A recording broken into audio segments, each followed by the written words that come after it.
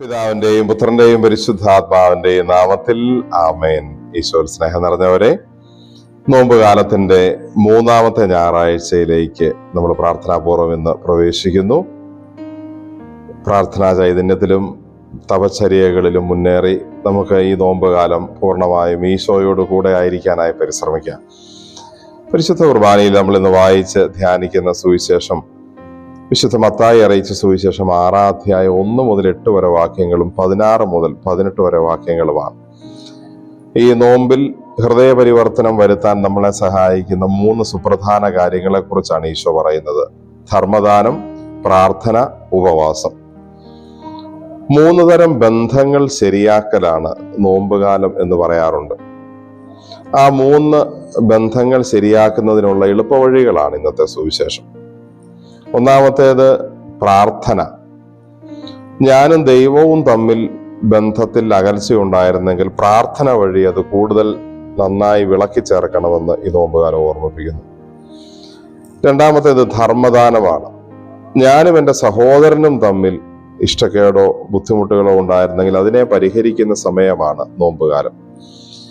എൻ്റെ ആവശ്യത്തിലായിരിക്കുന്ന സഹോദരനെ കൂടുതലായി ഓർത്ത് അവന് സഹായം ചെയ്യുന്ന സമയം കൂടിയാണത്. അതുകൊണ്ട് ധർമ്മദാനത്തെക്കുറിച്ച് സുവിശേഷം പറയുന്നു.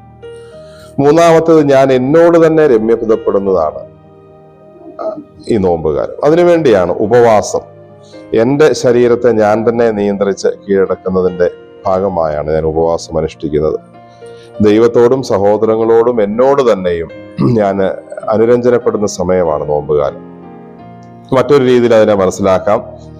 പ്രാർത്ഥനയിൽ ഞാൻ എൻ്റെ മനസ്സ് ദൈവത്തിലേക്ക് ഉയർത്തുന്നു. ധർമ്മദാനം ചെയ്യുമ്പോൾ എൻ്റെ ഹൃദയവും എൻ്റെ ഹൃദയത്തിൽ നിന്നുള്ള സ്നേഹവും ക്ഷമയും കരുണയും ഒക്കെ ഞാൻ എൻ്റെ സഹോദരങ്ങളോട് കാണിക്കുന്നു. ഞാൻ ഉപവസിക്കുമ്പോൾ ഞാൻ എൻ്റെ ശരീരത്തിന്റെ തലത്തിൽ ചെയ്തു പോയ തെറ്റുകൾക്ക് പ്രായശ്ചിത്തം ചെയ്യുന്നു. അങ്ങനെ സമഗ്രമായ ഒരു പരിവർത്തനത്തിനാണ് ഈ നോമ്പുകാലം എന്നെ സഹായിക്കുന്നത്. ദൈവത്തെ മറന്നു നടന്നതിന് പരിഹാരമായി ദൈവത്തെ കൂടുതൽ ഓർത്തുകൊണ്ട് പ്രാർത്ഥനയും, സഹോദരങ്ങളെ മറന്നു ജീവിച്ചതിന് അവരെ പ്രത്യേകമായി ഓർക്കുന്നതിന് വേണ്ടി ധർമ്മദാനവും നമ്മൾ നടത്തുന്നു. തിരുവചനം ഇതിനെക്കുറിച്ച് പറയുന്നത് ധർമ്മദാനം എന്നുള്ളതാണ്.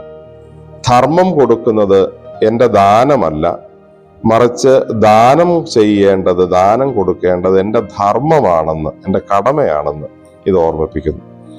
അതുപോലെ എൻ്റെ ശരീരം കൊണ്ട്, എൻ്റെ ജീവിതം കൊണ്ട് വന്നുപോയ തെറ്റുകൾക്ക് ഞാൻ ശരീരം കൊണ്ട് പ്രായശ്ചിത്തം അനുഷ്ഠിക്കുന്നതാണ് ഉപവാസത്തിലൂടെ. എൻ്റെ ശരീരത്തെ തന്നെ എളിമപ്പെടുത്തി ദണ്ഡിപ്പിച്ച് ഞാൻ അതിനെ പരിഹാരം ചെയ്യുന്നു.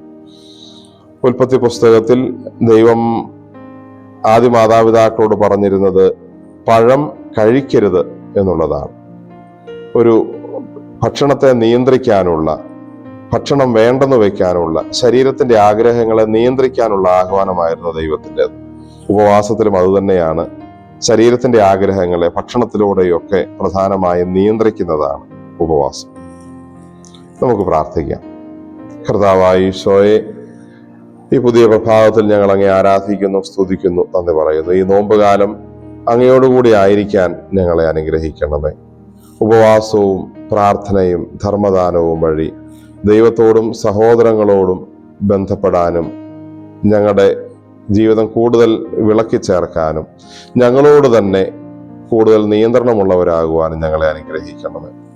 ഇത് പറഞ്ഞിരിക്കുന്ന ക്രമവും ഞങ്ങൾ ഓർമ്മിക്കുന്നു. ആദ്യത്തേത് ദൈവത്തോട് അനുരഞ്ജനപ്പെടാനും പ്രാർത്ഥന വഴി, രണ്ടാമത് സഹോദരങ്ങളെ കുറിച്ച് ഓർത്ത് ധർമ്മദാനം ചെയ്യാനും, മൂന്നാമത് എന്നോട് തന്നെ നിയന്ത്രണം ഏർപ്പെടുത്തി ഉപവാസം അനുഷ്ഠിക്കാനും പറയുന്നല്ലോ.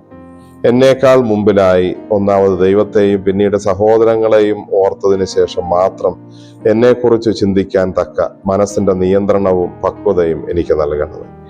നമ്മുടെ കർത്താവ് ഈശോ മിശിഹായുടെ കൃപയും പിതാവായ ദൈവത്തിന്റെ സ്നേഹവും പരിശുദ്ധാത്മാവിന്റെ സഹവാസവും നാം എല്ലാവരോടും നമ്മുടെ ഈ നോമ്പിന്റെ ദിവസങ്ങളോടും കൂടെ ഉണ്ടായിരിക്കട്ടെ, ഇപ്പോഴും എപ്പോഴും എന്നേക്കും.